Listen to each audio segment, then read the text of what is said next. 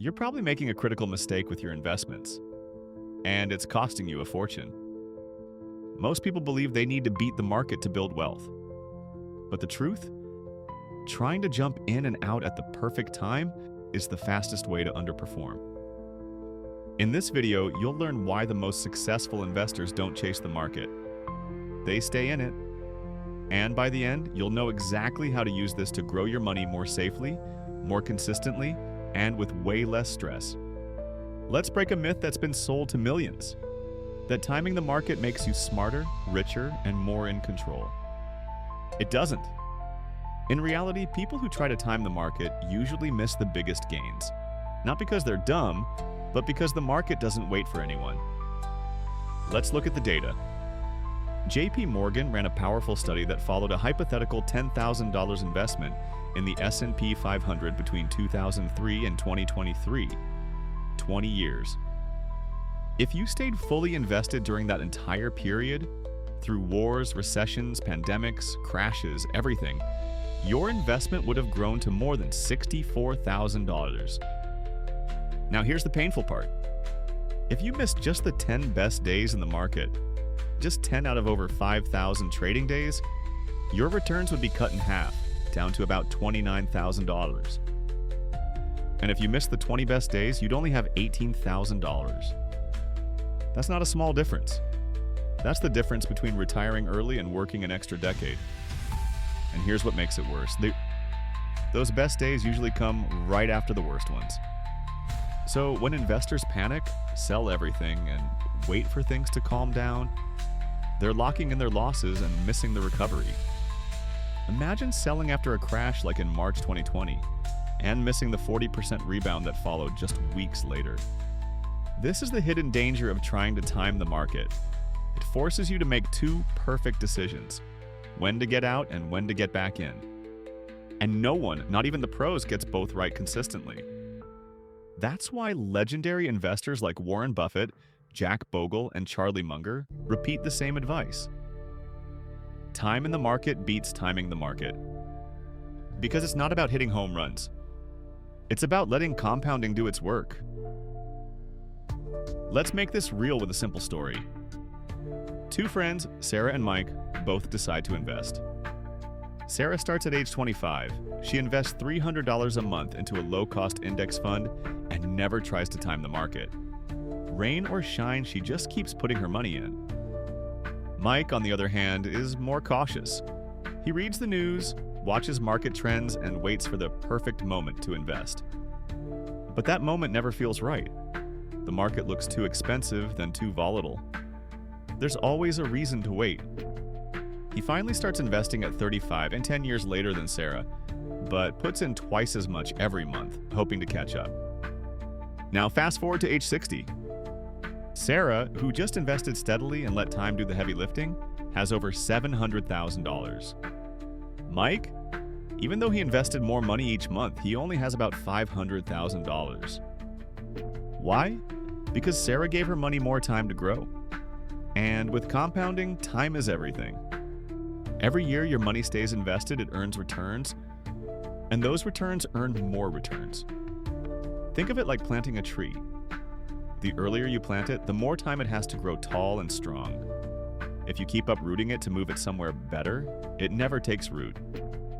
And the market rewards those who stay planted. Now, you might be thinking, but what about crashes? Shouldn't I try to avoid the big downturns? Here's the truth. Market crashes are normal. They're not bugs in the system, they're features. In fact, since 1950, the S&P 500 has dropped 10% or more about once every 2 years. Drops of 20% or more happen roughly every 6 years. But here's what most people don't realize. After every crash, the market has recovered, and then gone on to hit new highs.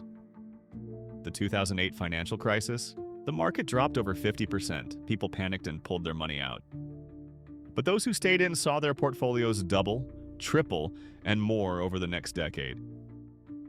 The COVID crash in 2020, the S&P fell 34% in just 1 month, but within 5 months it had fully recovered.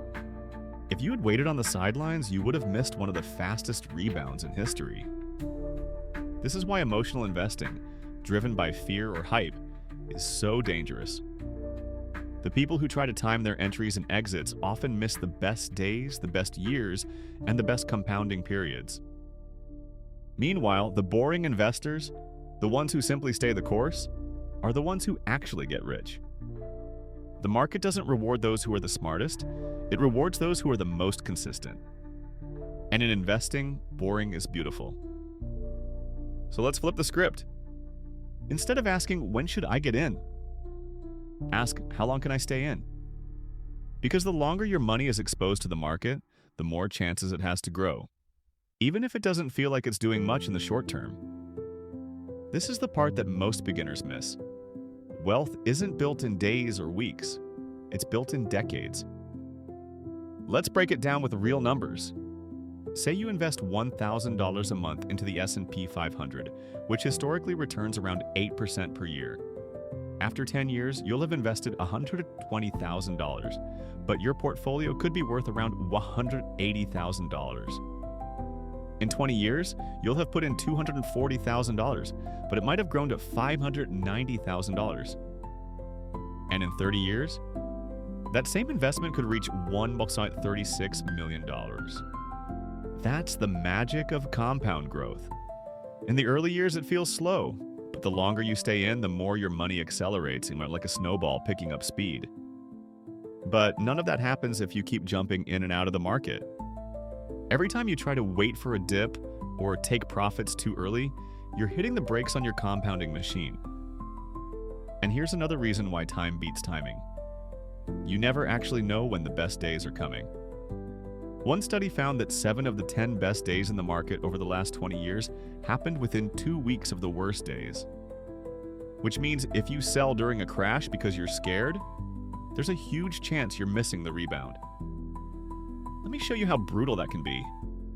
Imagine you missed the 10 best days in the market between 2003 and 2023. You'd have earned 50% less than someone who just stayed invested the whole time. Miss the 20 best days, your return drops by nearly 75%. And the worst part is, you never know which days those will be until they're gone. It's like trying to win a marathon by stopping and starting every mile, hoping to sprint at the right time. Meanwhile, someone else just jogs steadily past you and finishes way ahead, without the stress. Even Warren Buffett, arguably the most famous investor in the world, built the vast majority of his wealth after age 50.